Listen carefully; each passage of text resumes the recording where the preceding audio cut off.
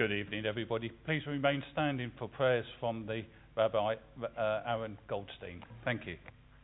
I'm always a bit nervous about that. You please feel free. I don't even tell my congregation to stand or sit. You do what you want to do. But I often go off piste, and I thought I'd better stick to some kind of brief tonight. So I looked at what the Torah, the Hebrew Bible, says a little bit about leadership. And there are two main passages. One that says, Havu lechem anashim hachamim unvonim viduchem l'shivteichem va'asimechem b'rosheichem, which I'm sure you don't need me to translate, but I will do so, just if there are one or two of you that don't understand Hebrew. It says, choose for each one of you, each of your tribes, individuals who are wise, understanding, and of good reputation. And then I, God, will make them leaders over you. And the second command in the book of Deuteronomy, I won't bother with the Hebrew this time, but seek out from all of the people able individuals who revere God, and to that sense I mean who think about people outside of themselves, who are not self-centered, love truth and hate dishonest gain, and make them leaders of the people as officers over thousands, hundreds, 50s and 10s. What's so interesting is that the leaders were not chosen by God. They were chosen out of the community. And how wise that was. Rather than somebody jettisoned in from outside, able people were chosen from inside of the community. And within any borough we need to choose the people who are able, who have the good reputation among the tribes, the particular communities, to represent their people within a local area. One of the first opportunities I had to practice as a rabbi was to consecrate a cemetery for a new congregation that we established in Manchester and then one in Eastbourne. And I went to my father, who'd been a rabbi for nearly 40 years, and I said to him, Dad, how do I consecrate the cemetery? And he shrugged. He said, I've been a rabbi for 40 years and I've never consecrated a cemetery. And you 4 months, you get 2. So I had to wing it and make it up. We are inspired by the inspiration of those who come before us and learn from them. And at the same time, we sometimes need to plough our own path and bring our own individuality into our roles, and we are fortunate that we are able to have the space to do that. Finally, a prayer for all those in leadership. And as I've said before, when I use the word G-O-D, within Judaism that's not the word we use, and please feel free to use the word that you would choose. Indeed, it may not be G-O-D or any kind of divine source, it may be from elsewhere. Please have the maturity to accept this prayer. We pray for all who exercise leadership in our community and spend themselves in the service of others, those who hold high office and those who volunteer for humbler tasks that are no less essential. May God grant them wisdom and understanding and a high consciousness of their responsibility, combined with humility, a sense of proportion, and humour. May the work they do seem to them an honour rather than a burden, and give them joy and satisfaction. Through their leadership and service, may our community grow in strength and vigour, harmony and happiness, and make its contribution to the well-being of society.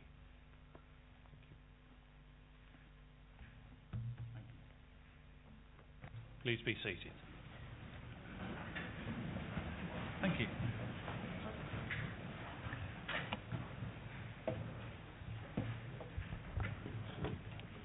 Okay.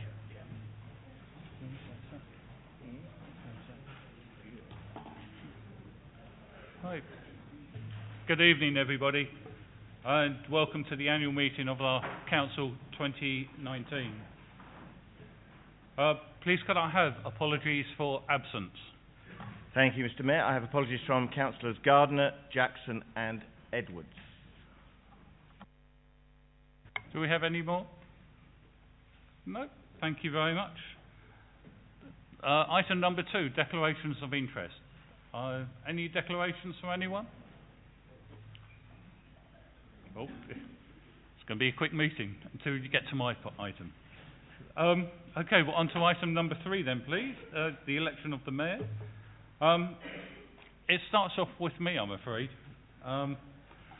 And it states in the agenda that I have to do a summary of my year in office. And when I prepared the speech, it was over 2 hours long. If you believe that, I've got it on 3 pieces of card, so don't time it. But I thought I'd give you a highlight of some of the events that I've attended this over my past year. I think possibly the wettest was one of my first events back in May 2018 when I opened the first Northwood Scouts jumble sale with past Mayor Councillor Carol Melvin deciding it was time to start the demolition of the Scout hut. And I think we got rather wet that day.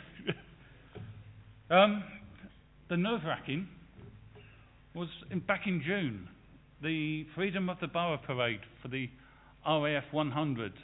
And ladies, when you've seen all these guys standing to attention in front of you and you have to speak to them, small speak, and I'll tell you what, it's nerve-wracking, believe me. I think the proudest moment is possibly back in August when we had the Peter Pan and Wendy Ward demolition and 6 personnel from RAF Northolt came along, hobnail boots, hard hats, sledgehammers over their shoulders, and within a few hours that condemned building was demolished and looking a lot cleaner than they had found it, and their reward was pizzas and soft drink. The humbling was possibly in September when I was wreath laying both at Harmondsworth and Harefield. And when we think back at the number of young men that lost their lives in the First World War, especially in the Heathrow villages, it was humbling to see how many lives were lost for the Great War. Escapism. Did many of you see the London New Year's Day parade? Okay, I'll put my hand up. It was me in that Bears uniform. Yeah, when we came to the Hillingdon one, I was the Mayor Bear. I could see about 2 yards in front of me, and that was it. The glasses steamed up every time I put the head on. The heartwarming was in February, the Good Deeds Day, with the help of Brunel University and Uxbridge College.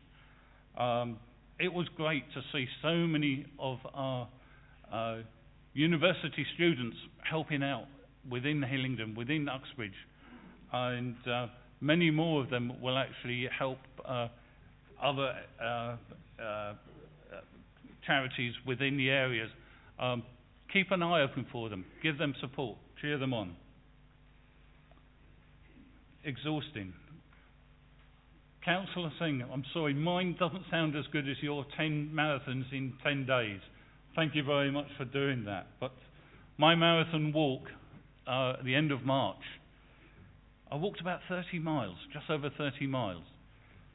The first part in the north of the borough and all the hills, but it was harder on the south. That last mile just seemed to, are we nearly there yet? If you've got children, you know exactly what I'm on about. But guys, we live in a fantastic green borough. Get out there, enjoy it. And finally, the long time event that I'm hoping mayors in the future will continue this event, as well as the marathon walk, because I've had volunteers asking, will the new mayor do it? Well, hopefully the new mayor will continue the marathon walk.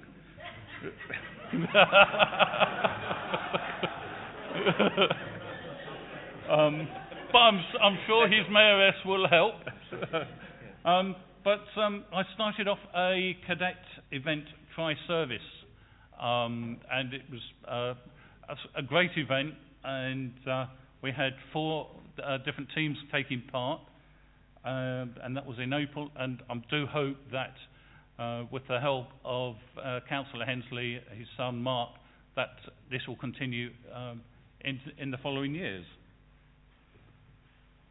But during my year, the mayoral team, and I include David, Mary, and past mayors Carol and John,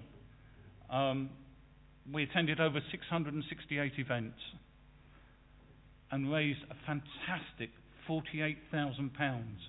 So thank you, all of you.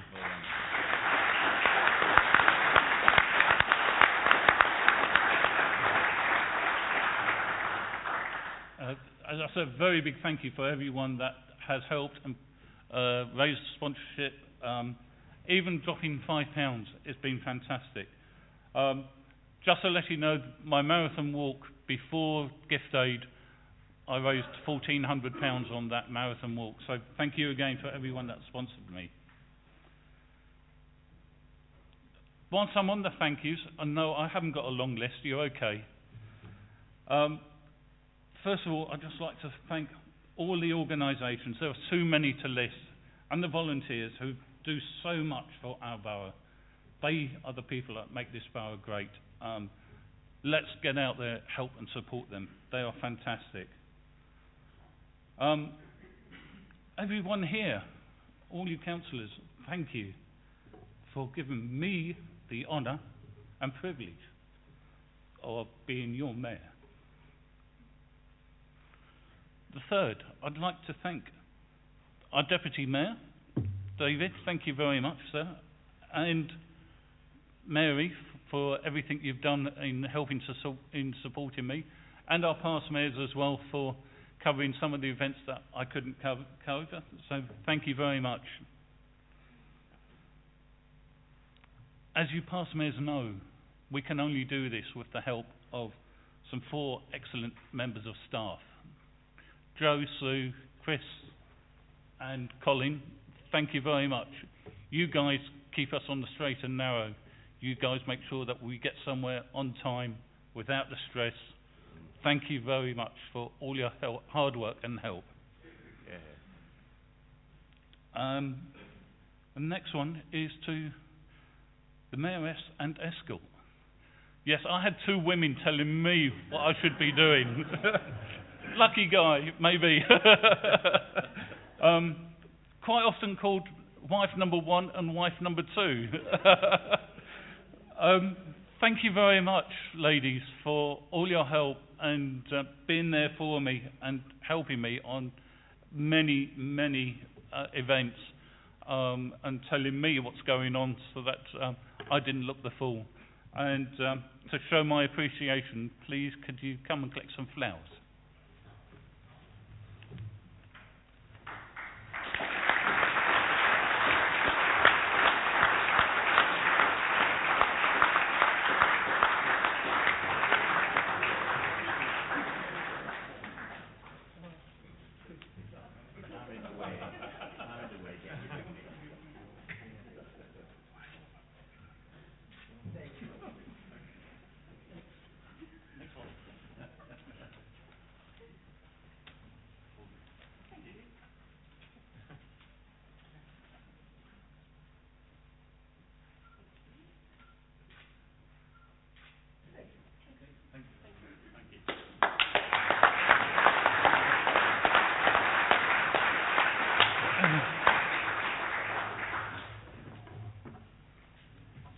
Finally, I'd just like to wish good luck and congratulations to our new mayor, his mayoress and the deputy mayor.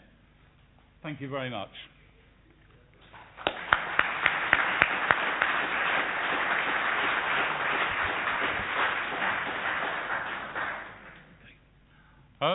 We now go to item 2, part 2, nominations for the mayor.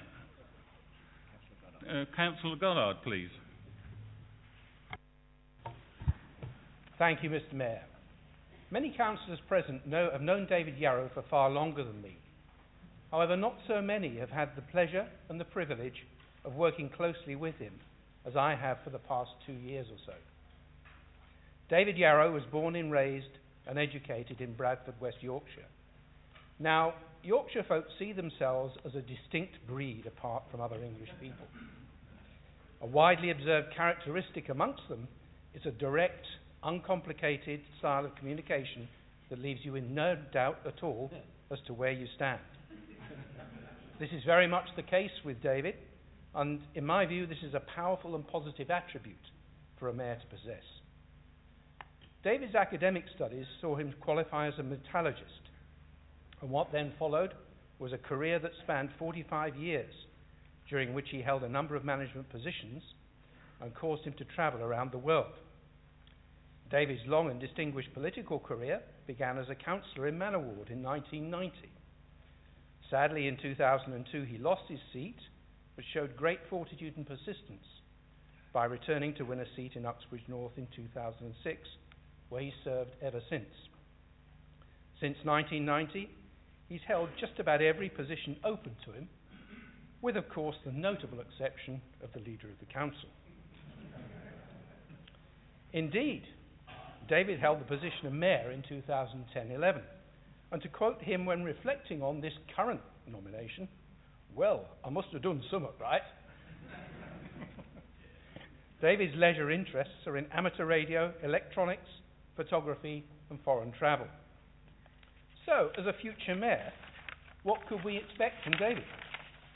Well, firstly, we will all benefit from his vast experience of local politics. David was recently described as avuncular. Now, before some start reaching for their dictionaries, let me remind you that what it means is kind and friendly towards a younger and less experienced person. Now, from my own experience, I can wholeheartedly confirm that David possesses this quality. We will have as a mayor a man who passionately believes in high-quality debate in the council chamber. He has often expressed respect for members of the opposition, suggests that he will impose fair play, notwithstanding his firmly held political convictions. Now, something else I must tell you is that David has no need of microphones. I can tell you that from the experience of sitting next to him at group meetings for the last 2 years. Even the lowest key whisper has been heard by the rest of those present in this room and has regularly got us into, the pair of us, into a bit of hot water with the chairman. So, we will not only hear David's interjections during the course of our debates, they will, I know, be expressed with absolute clarity, consistency, and no small degree of good humour. Mr. Mayor, David Yarrow is a skilled communicator. He's a sincere, committed, and hard-working member of this council. He will be a true ambassador for everything this council stands for, and I therefore have great pleasure in proposing his candidacy as our next mayor.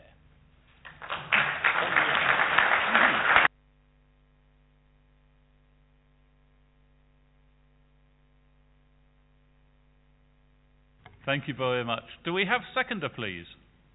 Councillor Graham. Yes, thank you, Mr. Mayor. I'm Councillor Ray Graham, Uxbridge North Ward, and it has been my pleasure and privilege to work alongside Councillor David Yarrow for 5 years as a fellow ward councillor, and I wholeheartedly second the proposal that's been put forward by Councillor Martin Goddard just now for Councillor Yarrow to be elected as Mayor for the ensuing year. Thank you very much.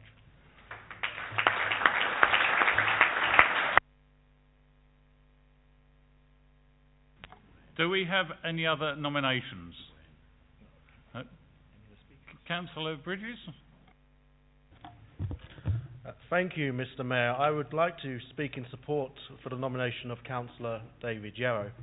Over the years, I have been fortunate to work with David, both on the council and in the wider community, with joint projects between our respective wards, and indeed attended regular community events, such as the recent visit to a mosque in Royal Lane earlier this year. During your long service, David, there have been many examples of your commitment to public service and to your community as a public advocate. We have also seen your determination to speak up for what you believe is right, whilst respecting the opposing views of others. A good example of this, which is widely known, is your support for the construction of Ruislip High School against much opposition, and the dignity shown when you lost your seat over the issue.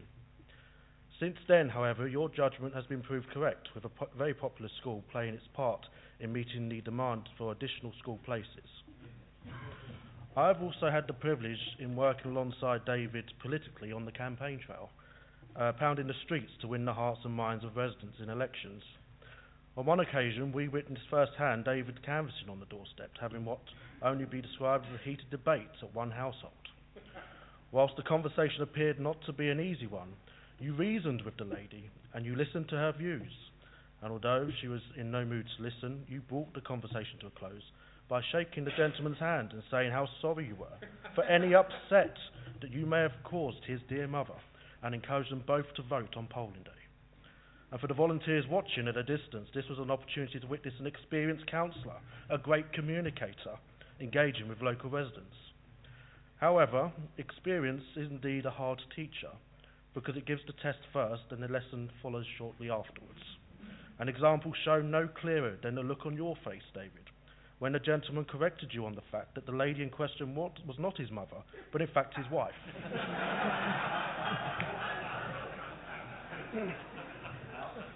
Mr. Mayor, to be elected first citizen of the borough is one of the highest honours that can be bestowed on a member of the council.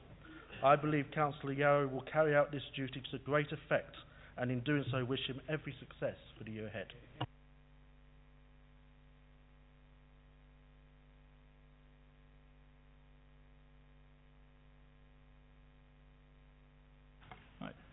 Is that agreed? Agreed. Congratulations, Councillor Yarrow. Mr. Mayor.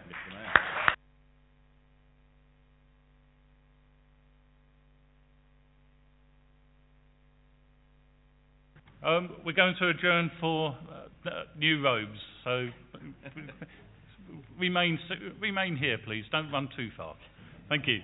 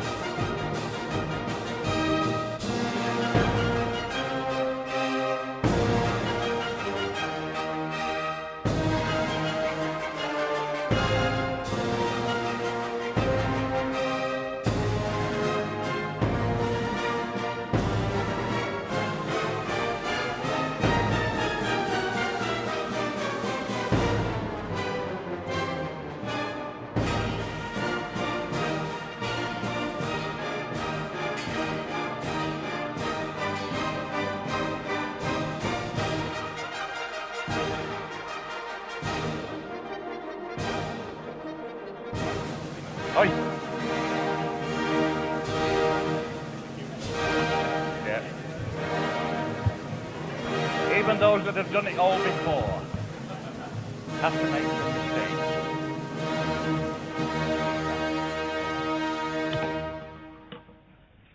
I, David Anthony Yarrow, having been elected to the office of Mayor of the London Borough of Hillingdon, declare that I take that office upon myself and will duly and faithfully fulfil the duties of it according to the best of my judgment and ability.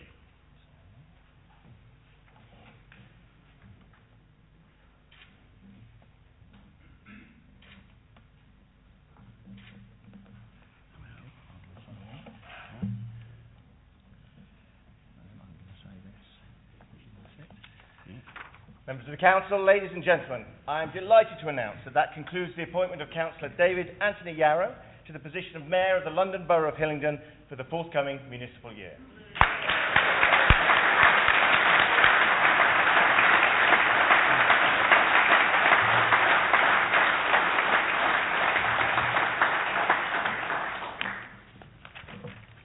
We now move to item 5 on the order paper, which is the appointment of the Deputy Mayor. Can I confirm that the Deputy Mayor will be Councillor Teji Barnes, who is sitting next to me, for the period 2019-2020, and that is my authorisation to do so.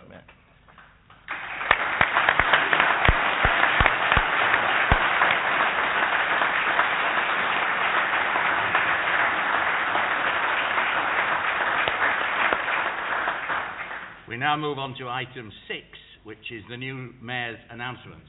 They are really quite brief this time, and the first thing I want to announce is who is to be my Mayoress for the forthcoming municipal year, and that person is going to be Mrs. Mary O'Connor, who is sitting over there, and I'm sure she's well known to all of you, and that's the authorisation to do so.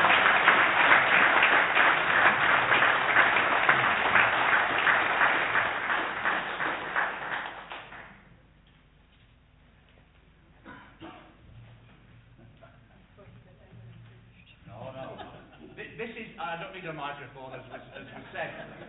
This is for all the work done as the Deputy Mayor, which is quite a thankless job. Most of the glory goes to the Deputy Mayor, but not to the Deputy Mayoress. Well, here we are. Well done, Mary. All the best.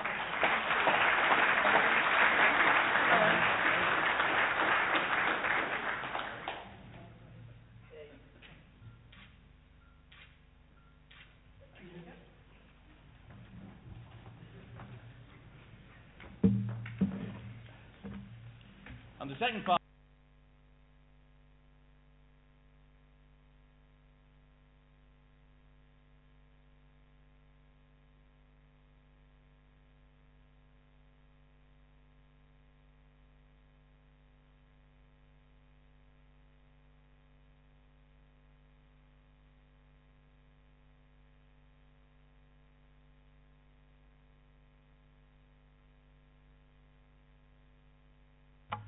We now move to item 7, which is the vote of thanks to the outgoing Mayor. I understand that Councillor Puddifoot is going to move this.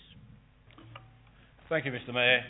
It's both an honour and a privilege to formally move a vote of thanks to Councillor John Morgan for his service to this borough and its residents as the worshipful Mayor of Hillingdon.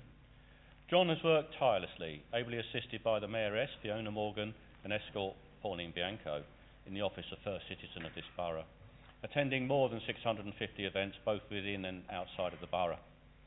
I know how much John has enjoyed his mayoral year, learning many new skills along the way, from scything to cake making. He also honed his dancing skills, from ballroom to Bollywood, and I would not be surprised to learn that a place on Strictly Come Dancing is now on his agenda. I have on a number of occasions attended official events at which the Mayor and the Mayoress or escorts were present, and have seen and heard for myself from the many residents attending of the pleasure that they receive from the attendance of the Mayor at a particular event. During his mayoral year, John championed the cause of 3 charities: the Peter Pan and Wendy Children's Ward at Hillingdon Hospital, FAB, a national charity that brings together handicapped young people and able-bodied youngsters who act as their carers, and Grangewood School. To date, he has managed to raise, as John said, a fantastic £48,000 to assist his chosen charities. What he will be unaware of is that Hillingdon Council has once again come in under budget during John's municipal year, so I will be recommending to the Cabinet that the amount raised to date is doubled and increased to an even more fantastic £96,000.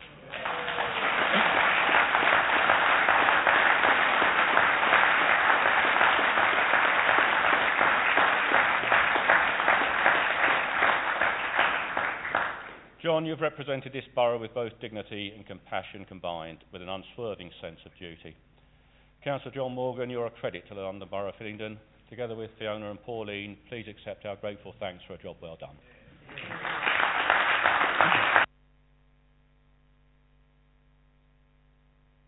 Councillor Curling, I think you're going to second that.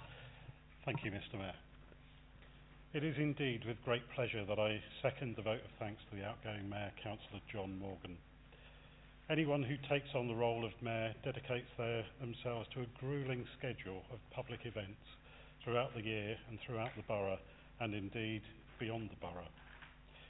Each Mayor brings with them their own style and leaves their own legacy, each one raising an amazing amount of money for their chosen charities. I know John is extremely passionate when it comes to charities and good causes. I've served with him on the Fastenage Trust for many years, and he's also always shown dedication to his duties as a trustee, as well as a real compassion when it comes to awarding grants to some of those less fortunate members of our community.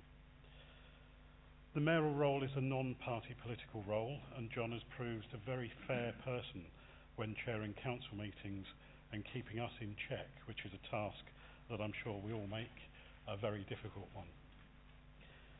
John has also been something of a progressive mayor by bringing some of the proceedings up to date, such as the introduction of multi-faith prayers at the start of meetings. This is a huge step forward in helping this chamber better reflect and represent the community in which we sit. So on behalf of the Labour Group and indeed the whole Council, I wholeheartedly and sincerely second this vote of thanks to the outgoing Mayor, Councillor John Morgan.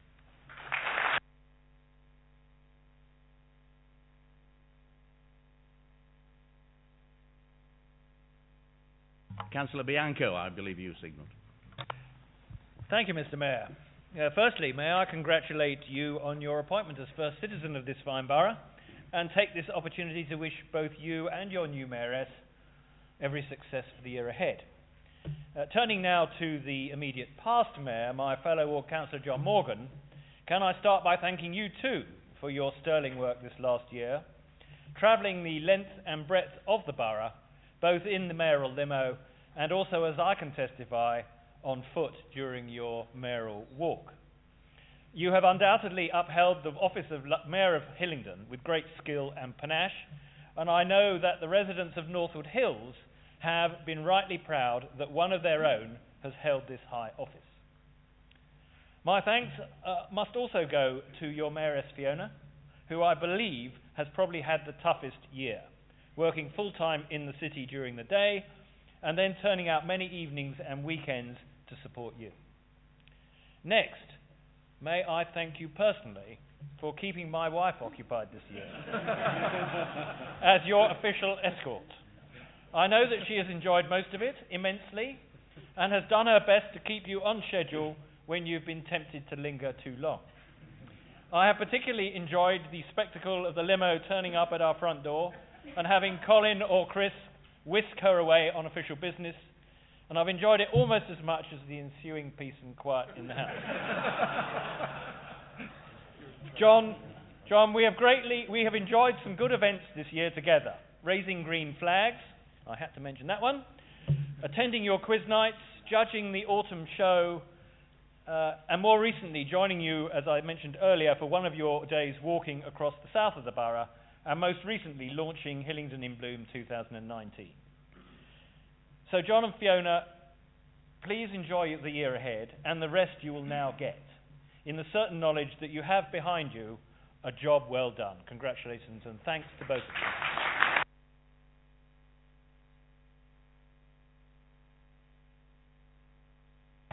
Are there any other speakers? Councillor Flynn. Thank you, Mr. Mayor. I'd like to associate myself with the comments of Councillor Puddifoot, Councillor Curling and Councillor Bianco in both congratulating you to your new position, but also thanking the mayoral escort and also Fiona for all of their fantastic work they've done over the last year. As we've heard, John has undertaken nearly 700 engagements, and I've even had people asking whether the mayor's parlour had been turned into some sort of cloning room, because there seemed to be a sense of quite a number of different John Morgans going around the borough, given the sheer volume of engagements that you were committing to. So you have worked phenomenally hard during the last year. Thank you for all the walks and all the talks and all the formidably difficult quiz nights that you've presided over and raised a very healthy sum of money for 3 fantastic charities who I know are extremely grateful. Thank you also, if I may be allowed to be slightly parochial, for everything you've done for residents in Norfolk Hills. I know that you've invited the local residents association, including people who've never been to this chamber before, to have a look round, and I know it's been a good way of getting local residents aware of what the council does, and thank you for opening up the council to residents. This time last year, when I was seconding your nomination, I rather cheekily poked fun at you for the fact that you support 2 Premiership football teams, not 1 but 2, neither of which historically have had much success in recent times. But I am pleased to report that both clubs during your mayoral year have somewhat responded, with Tottenham Hotspur and Watford being the 2 clubs in question.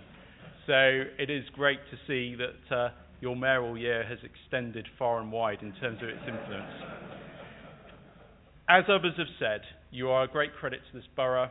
I'm very privileged to serve as a fellow ward colleague of yours, and you're a great credit to Norfolk Hills, and people in Norfolk Hills are extremely proud to have you as one of their ward councillors. Thank you for everything you've done, and I hope you get a brief, well-earned rest before the work starts again. Thank you.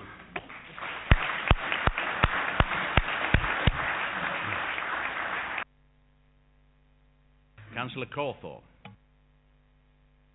Mr. Mayor, congratulations firstly on your appointment once again. Good to see you there. John, I couldn't allow this moment to pass without putting my 2 papers in, because it really has been an enormous pleasure to observe your mayoral year, both from a distance and close at hand, particularly on occasions when I've been with you on a number of events connected with my portfolio.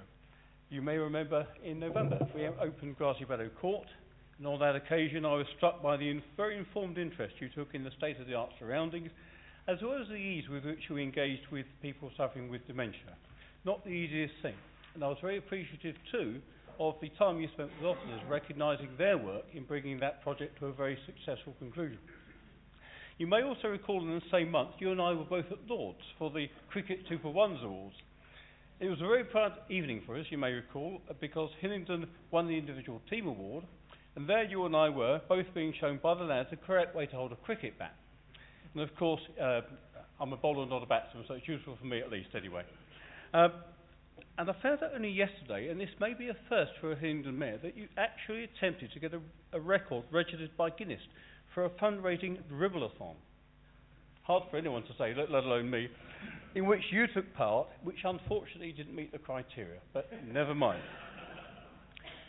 Throughout the year, your energy, your enthusiasm, and your obvious relish for the role has shone through all that you've done, as well as your pride in the richness of our borough in all its diversity. And as we've heard earlier, I think this serves as a reminder to those of us in the political fray of really what it's all about. And you've given so generously of yourself, ably assisted by Fiona and Pauline, and upheld the very best traditions of the office of mayor. And you've instigated 1 or 2 of your own, as we've heard. Using the season tickets to help raise funds for your charities was an innovative idea, but since I'm sure you'll be using them far more next season, I'll have to make my own arrangements clearly. John, I hope that you will take some very fond memories away from your mayoral year, as well as our heartfelt thanks. I know I will, and certainly many others will too. Enjoy a good rest after the cup final, and we look forward to seeing you back in harness. Thank you very much.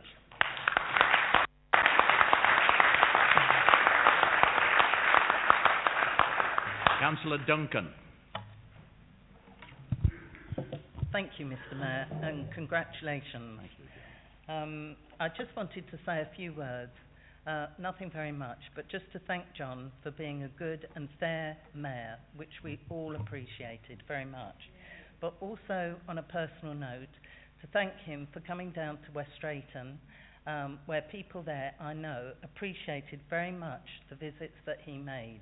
And I can remember John on what must have been one of the hottest days of the year, attending St Catherine's School Fete, no shade, in full mayoral robes, and I thought you deserve a medal, and Fiona too. So I can't give you one, but I can give you thanks for that. Also for coming down to the Food Bank Awards, where volunteers, sometimes who only volunteer for a morning a week or something like this, came together, and John and Fiona came down to hand out the awards. There was one volunteer, retired, he'd been an HGV fitter.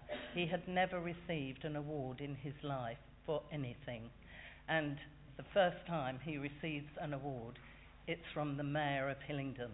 So it was a really great event, that. And I thank you for that, John, and Fiona too, for coming down. It meant a lot, not only to him, but to everybody there. On an even more personal note, John, we've missed you on the planning committee, but I have tried to remind them about the need for motorcycle parking.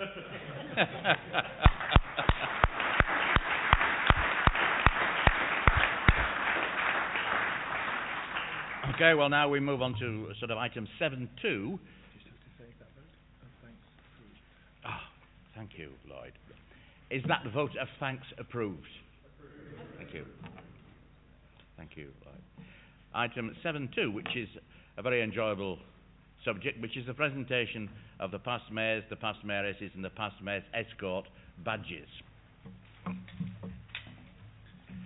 That's for John, is it? Right, thank you. John, well done. You've given a hard act for me to follow. I know I've got the walk to do, John, yeah. Well done. Okay, thank you. Thank you.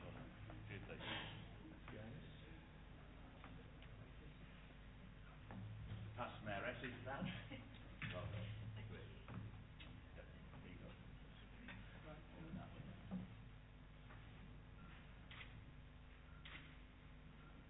Thank you. And the past mayor, not last but not least, the past mayor's escort. Well done.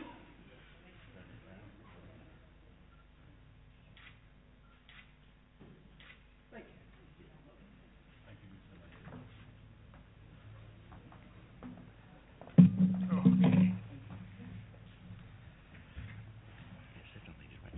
It's getting me down. Okay, we now move on to item 8, which is the report of Democratic Services. Councillor Puddifoot. Thank you, Mr. Mayor. There are 4 items contained within this report. The first is to note the appointment of the Deputy Leader of the Council and the Cabinet as follows. Deputy Leader and Cabinet Member for Education and Children's Services, Councillor David Simmons. Cabinet Member for Central Services, Culture and Heritage, Councillor Richard Lewis. Cabinet Member for Finance, Property and Business Services, Councillor Jonathan Bianco. Cabinet Member for Community, Commerce and Regeneration, Councillor Douglas Mills. Cabinet Member for Planning, Transportation and Recycling, Councillor Keith Burrows. Cabinet Member for Social Services, Housing, Health and Wellbeing, Councillor Philip Cawthorne. The second item relates to the appointment of a council champion for mental health. I know that this is something supported by the Leader of the Opposition, and I am recommending the appointment of Councillor Steve Tuckwell. I move the recommendation. Is that seconded? Councillor Simmons. Mr. Mayor, I formally second and reserve my right. Are there any other speakers? Is that agreed? Agreed. Mr. Mayor, the third item refers to the appointment of an independent person to the Standards Committee, and it is recommended that Mr. David Smith be reappointed to the position. I move the recommendation. Is that seconded? Mr. Mayor, I formally second and reserve my right. Any other speakers? Is that agreed? Agreed. Mr Mayor, the final item proposes a small change to the rules regarding non-attendance at committees and a change to the protocol for member-officer relations regarding members' inquiries, clarifying the treatment of an inquiry from a member referring to a ward-specific item and that requesting information covering another member's ward, a wider geographical area or the whole borough, which it is proposed should be made by the relevant group leader. There are broadly two areas covered by this amendment, the first dealing with an issue not in our own ward, and the second using members' inquiry process to seek information in an area wider than our own wards. As members will probably be aware, there is a strict parliamentary protocol which states that MPs do not pursue issues raised by or about constituents of other MPs, and they are told, in the absence of any very clear definition of this protocol, you should use your common sense and refer any matter concerning someone who is not your constituent to his or her own MP. This recommendation is not as prescriptive and simply requests that the relevant group leader assesses the facts of the case where a member wishes to intervene in another ward and, if it's considered valid, provides detail of the reason. The second aspect of the use of members' inquiry process, not for an issue that is ward specific, but to request area or borough-wide information, and given the potential cost implications and the use of officer time, which, as mentioned in the protocol, could be deemed unreasonable, this amendment will again allow the group leader to provide an explanation as to why the information should be provided. The amended protocol will apply to all members, regardless of political allegiance, and will provide an openness and transparency to the protocol that I know most members in this chamber will welcome. Having said that, a member of the Labour group has questioned the legality of this recommendation and the legal advice provided. So, for the avoidance of doubt, the Borough Solicitor has provided further legal guidance to all members, in which he states, in conclusion, it is my view that the proposed amendment to the protocol is neither unlawful or unconstitutional. Again, for the avoidance of doubt, the administration have full confidence in the advice of the Borough Solicitor. Indeed, we rely on his advice on an almost daily basis in so many areas of council business, and we will accept his legal advice on this matter. I move the recommendation. Councillor Simmons. Mr Mayor, I formally second and reserve my right. Are there any other speakers? Councillor Curling. Thank you, Mr Mayor. This item is a very late item that most members will have only had sight of this evening. It may appear to be just a minor tweak, however, I believe that the full implications of this have not been given the due diligence that they deserve. Residents currently have access to any councillor they wish to contact, and if a resident contacts a councillor in a different ward to which they live, then the councillor normally refers them to their ward councillors. However, there are exceptions where a resident chooses to contact a specific councillor. This may be that they have dealt with that councillor before and wishes to again, even though they have moved to a different ward. There may be specific areas of expertise of a certain councillor that attracts residents to them for advice. This proposed change would make it more difficult for our residents to access the elected member of their choice. Under the Leader in Cabinet system, we have an executive of 7 members, and the remaining 58 members have a scrutiny role. This is to provide the checks and balances and to ensure that the leader and the cabinet don't act as a dictatorship, so all non-executive members have a duty to ask questions and submit inquiries as to what decisions are made and how local taxpayers' money is being spent. We have individual responsibilities, such as our corporate parenting role, which means that each and every one of us have responsibilities for the looked after children in the whole borough. We also need to consider our individual responsibilities with regard to the Data Protection Act, because we are registered with the ICO as individual data controllers. So what are the implications of this change to our responsibility as data controllers? The answer to this seems to be to push things through the group leaders. I'm not sure how this would impact each member's individual responsibilities. And as the leader of the Labour group, I do not want to be a censor or a blocker or to any member carrying out their public duties or be the reason for their individual responsibilities being compromised. Mr Mayor, the public perception of politicians is at an all-time low, so we must act in an open, honest and accessible way. I would urge all members to put their own responsibilities ahead of their party allegiances and vote against this change. We will be requesting a recorded vote, which for Labour members will be a free vote with no whip applied. Thank you, Mr. Mayor.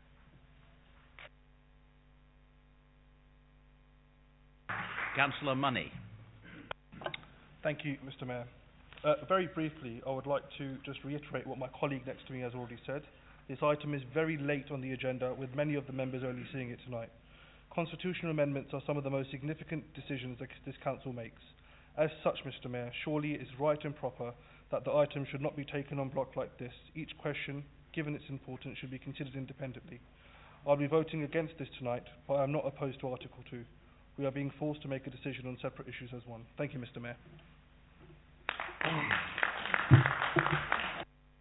Councillor Edgington, please. Thank you, Mr. Mayor. I also was speaking against the first part of the proposal, although Councillor Puddifoot actually said it second. The only intention of this plan seems to be to try and reduce the number of members' inquiries.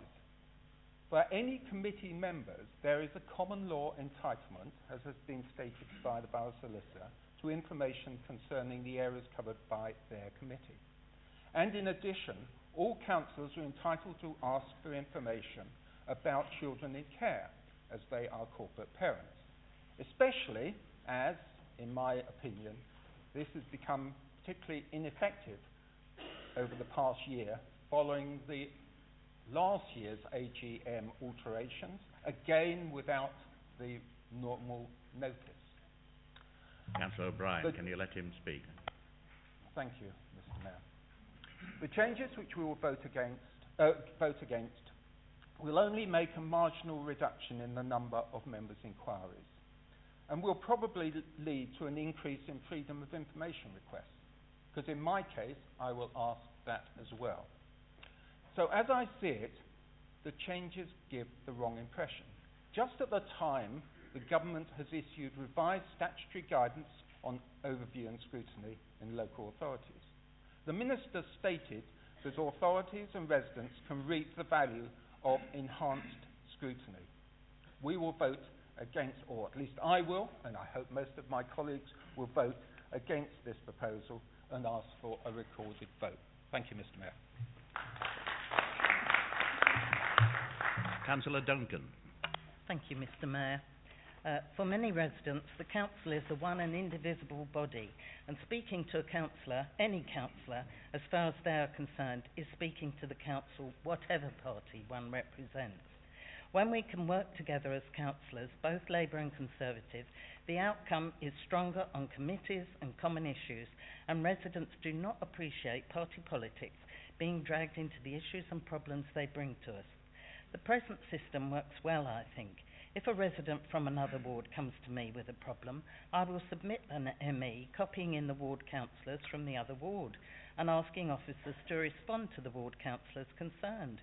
When the answer is received by them, the ward councillors will then deal with it as they see fit.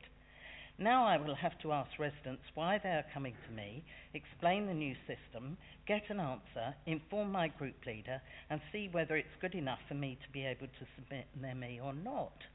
What unnecessary bureaucracy and time wasting this will introduce. Residents go to different councillors for many reasons. Are we now to stop this and explain that we can't submit their query, but they must go to their own ward councillors unless they have a valid reason? What is an acceptable valid reason? Who decides this and adjudicates on this matter? If we submit an ME for another ward, will we be disciplined? Will our inquiry not be answered and information withheld? Is it legal or democratic to withhold information when the council is required to act reasonably in all matters? Who is going to monitor and report on all this? Labour members work hard and take MEs seriously. Some of our MEs raise issues that continue for months and even involve us attending court with some residents. Sometimes I receive requests for help from residents so urgent that I phone officers for immediate assistance. If they're from another ward, what do I say? I must have a valid reason for you coming to me, or I cannot deal with you. I do not believe in all conscience I could do this. Since the election in May last year, by the end of March this year, Hillingdon's 21 Labour councillors have submitted 5,301 MEs, while the 44 Conservative councillors had submitted 4,678. Of these almost 10,000 MEs, a very small proportion were submitted by councillors for wards not their own. We are simply too busy with too many often complex problems to now have to cope with another layer of bureaucracy, and I believe residents will not appreciate these changes. This change introduces division where there is currently none. I ask the leader to consider this matter again and please withdraw this change to the Constitution. Thank you. Councillor Allen. Mr Mayor, I'd like to move Council Procedure Rule 14.11 to ask that the question now be put, please. I've already called Councillor Allen, so she will have to speak. Can you repeat what you said? Because we'd all like to hear what you said. Can you continue, Councillor Allen? Thank you. I've found in your favour. I didn't plan to speak tonight. Well, I'm going to. I believe this whole agenda item was written on the back of a fag paper. And I'm glad I don't smoke anymore, because believe me, I couldn't find a fag paper that small. When a resident comes to me late at night on the telephone call, tells me that they're going to commit suicide, I don't turn around and say to them, hold up there, I'm going to have to call my leader and ask if I can take this call. I do not want to waste time asking where they live, who they live with, or anything else. I want to deal with their problem. I have other cases similar, and I'm sure we all do. And I don't know how many of the members here have actually read the paper, bearing in mind how late in the day we got it. And I wonder if Wednesday principles applied here, but it seems the way this council runs at the moment, day by day, it's left to the leader to decide whether he's going to move forward with another item on the agenda. So I will be opposing this, and I'll be using the words the council always uses.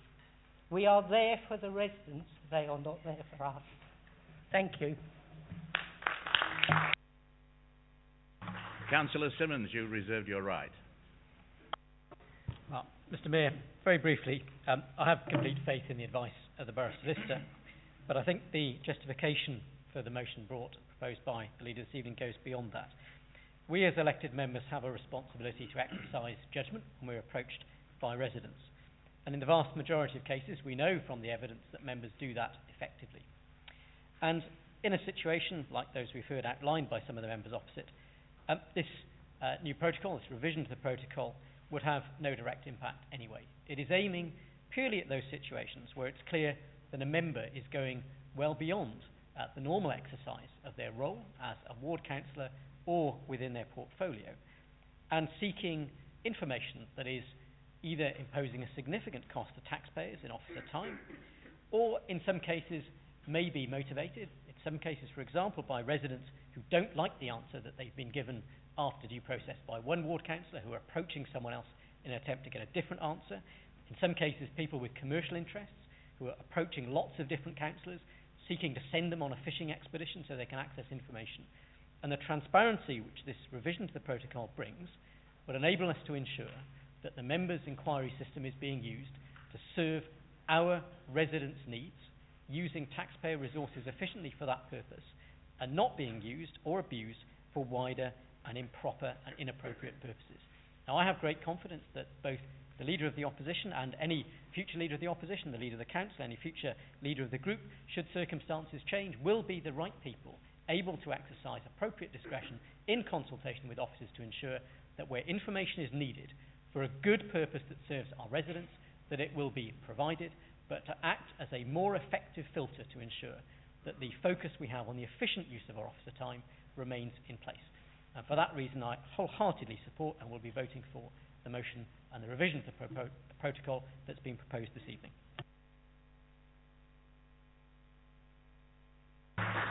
Councillor Puddifoot. Thank you. Not quite. Thank you, Mr Mayor. As leader of the council, I very regularly get residents email me or contact me with an issue that is not a ward issue for me, and I always refer them to their ward councillors. It is the correct thing to do. And Councillor Duncan, it is quite simple. You just say you need to contact your ward councillors. Now, if it is urgent, you will go to the leader and say, I've got this, can I deal with it? And the leader will have to make a decision. Now, I make decisions all day, every day, and I'm quite capable of doing this, as indeed is Councillor Curling. So it is not really an issue. The legal advice is sound, and I don't doubt at all the advice given by the Borough Solicitor, and I'll take his legal advice over Councillor Eggington's any day. Councillor Allen referred to the way the council is run at the moment. The way the council is run at the moment is why there are 44 of them and 44 of us, 21 of them. That is the difference. The residents do appreciate what we do. They want the work done by their ward councillors for them, and this is what this is intended to do. It will not interfere with genuine ward work. It will not interfere with genuine policy work, but we do need a reason for any change from what is going to be the standard protocol. Thank you. We now come to the vote. Thank you, Mr. Mayor. If I could just explain for the benefit of our guests this evening, most votes in council are taken by show of hands or an indication, but on occasion members are entitled to ask for a recorded vote where I will ask each member in turn how they wish to vote on this matter. So I'll be asking if you're voting for the amendments to the Constitution as moved by Councillor Puddifoot tonight, against or abstaining. Councillor Ahmad Walana. Councillor Allen. Councillor Arnold. Councillor Bianco. Councillor Birra. Councillor Bliss. Councillor Bridges. Councillor Brightman. Councillor Burrows. Councillor Chamdale. Councillor Chapman. Councillor Chubidar. Councillor Cooper. Councillor Cawthorne. Councillor Curling. Councillor Dennis. Councillor DeVille. Councillor Dillon. Councillor Dott. Councillor Duncan. Councillor Edwards. Councillor Edgington. Councillor Farley. Councillor Flynn. Councillor Fife. Councillor Goddard. Councillor Graham. Councillor Hagger. Councillor Hensley. Councillor Higgins. Councillor Herngee. Councillor Kaufman. Councillor Lakmana. Councillor Lavery. Councillor Lewis. Councillor Makwana. Councillor Markham. Councillor Mathers. Councillor Melvin. Councillor Milani. Councillor D. Mills. Councillor R. Mills. Councillor Money. Councillor Morgan. Councillor Morse. Councillor Nelson. Councillor O'Brien. Councillor Oswell. Councillor Palmer. Councillor Prince. Councillor Puddifoot. Councillor Radia. Councillor Riley. Councillor Rodrigues. Councillor Sansapuri. Councillor Seaman Digby. Councillor Simmons. Councillor Singh. Councillor Stead. Councillor Sweeting. Councillor Tuckwell. Madam Deputy Mayor. Mr. Mayor. For. Mr. Mayor, that motion is carried. Okay, we now move on to item 9 on the order paper. Councillor O'Brien. Thank you, Mr. Mayor. I would like to move agenda item 9 on the order paper for the committee membership for 2019 and 2020. Thank you. Is that seconded? Yes, thank you, Mr. Mayor. I'd like to second and reserve my right to speak. Thank you. Are there any other speakers?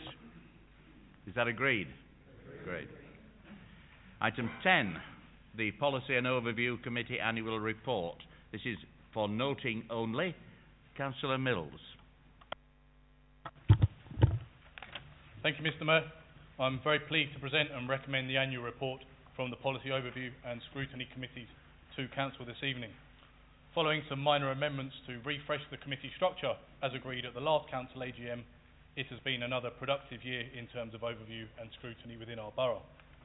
In Hillingdon, our committees play a strong and important role and have responsibility in monitoring council activity and the performance of local services, influencing policy and delivering improvements to how we operate and how we deliver services to our residents. The work is varied and engages with many different partners, residents groups and local organisations. Again, this year committees have been very active and will be presenting their findings to Cabinet on a number of completed reports within the coming months. To highlight some of the work carried out during the year, the Corporate Services, Commerce and Communities Committee have undertaken 2 reviews, with their major one being focused around the operation of the Council's Community Safety Team and interaction with local police teams following the Metropolitan Police's reorganisation and creation of the new West Area BCU. The committee heard from senior police representatives, as well as being invited to view the Council's new CCTV control room, along with some members joining the Council-funded tasking team on a nighttime policing operation across the south of the borough. The Social Care, Housing and Public Health Committee has continued its good work under Councillor Palmer, who will provide further details and specifics on this work shortly. The work of the External Services Committee continues to monitor and scrutinise non-council organisations whose work impacts on our residents. Working closely with partners through in-depth and probing questions, the committee provides an ongoing examination on health-focused issues, as well as monitoring the performance of the local NHS Trust. Its major focus this year has been on investigating the provision at Michael Sobel House, which remains an ongoing and important issue. The Residents, Education and Environmental Services Committee also oversaw 2 reviews, with the primary one focused on payment modernisation and enabling technology across key areas within the resident services portfolio.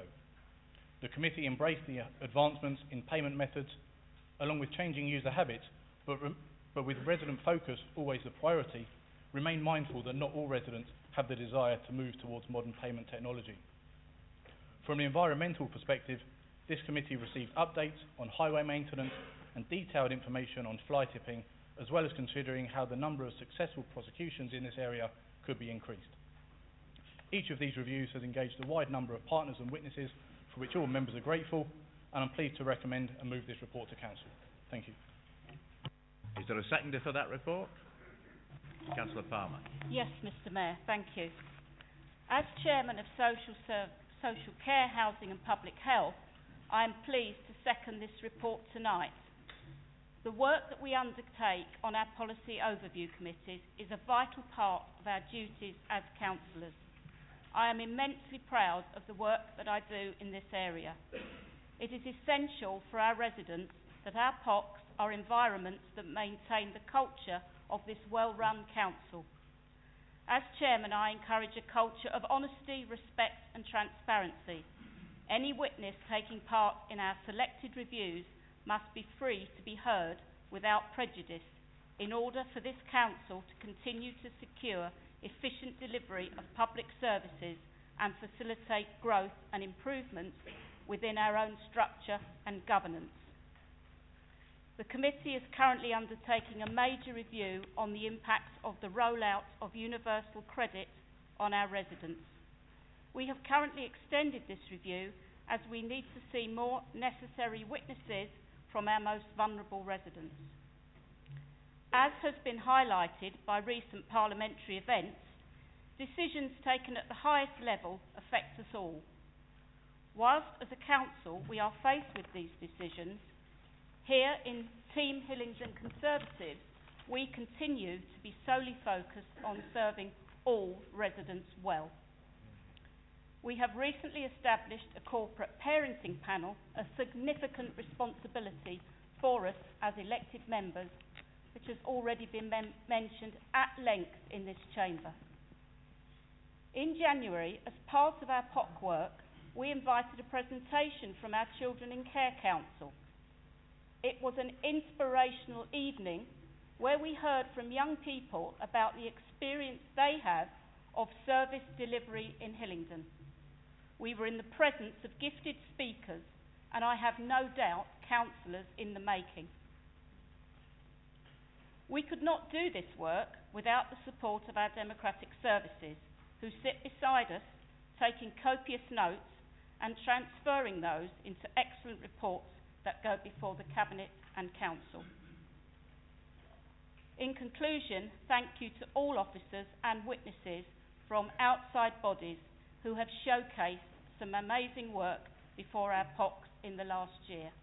I commend this report to the Council. Is that report noted? Okay. We now move to item 11, statement by the Leader of the Council, Councillor Puddifoot. Thank you, Mr. Mayor. As you start your mayoral year, I am able to confirm that Hillingdon Council is in a sound position and continues to provide facilities, services and a level of financial and business management that are the envy of many other councils. From our outstanding leisure facilities to having more green flags for our parks and open spaces than any other council in the UK for 6 consecutive years, to having rebuilt or refurbished every one of our libraries and kept them all open, and having one of the largest school building programmes in London, from the free-to-use weekly refuse and recycling programme to a raft of benefits for our over 65s, including free burglar alarms, free swimming and free allotments. As well as freezing council tax year on year for 10 years for all residents, and this year having the lowest council tax rise in London, we once again froze council tax for those over 65 for the 13th consecutive year. We've also built up substantial levels of cash reserves to assist us in dealing with the financial challenges that still lay ahead of us. We also now have some of the best staff in local government working for Hillingdon Council. Mr. Mayor, nearly all elected councillors are here because they want to make a difference in Hillingdon, but as I've often said, it's the ability to work together as a team towards that common vision that is important. The ability to direct individual skills towards common objectives is the formula that allows a collection of individuals to produce outstanding results. It is this that makes the Conservative administration in Hillingdon so strong and so successful. I also take this opportunity to thank the opposition for the part they have played at committee and council level. May I also pay particular tribute to the Leader of the Opposition, Councillor Peter Curling. Peter has not enjoyed good health in the past year, but he has continued to serve this borough well. Thank you, Peter. Mr. Mayor, I am grateful that I have a first-class Deputy Leader in Councillor David Simmons, who is not only an asset to Hillingdon, but to local government in general. I also have a highly competent and experienced Cabinet, and as I alluded to earlier, the achievements of my group are the result of the continued efforts of each individual within that group at all levels of administration and activity. I'm indeed fortunate, particularly when you see the disunity in the major parties at national government level, to have a unified team to captain. Mr. Mayor, as I approach my 20th year as Leader of this Council, during which time I've experienced 9 changes in Leaders of the Opposition, I'm proud that Hillingdon is now recognised as one of the best-run councils in the country. The Conservative team that makes up the administration in Hillingdon have delivered a great deal for the people of this borough, and that has been achieved through strong political leadership, sound financial management and good business practice. What has been achieved and continues to be achieved in Hillingdon during these times of financial constraints for local government really is amazing. But as I continually say, this administration will not only be measured on its achievements to date, but on its potential to continue to deliver for the residents of this borough in the future. Mr. Mayor, all elected members of this chamber are here to serve and protect our people, our environment and our heritage. And in Hillingdon, that is what we do. So I end by thanking all members of council from both parties for the part they play in doing so. Thank you.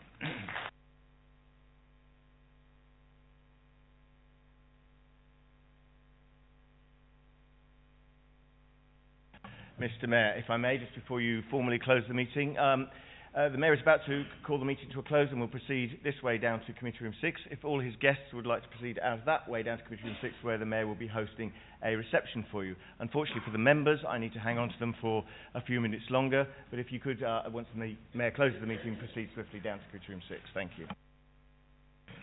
I formally close the meeting. Thank you for attending.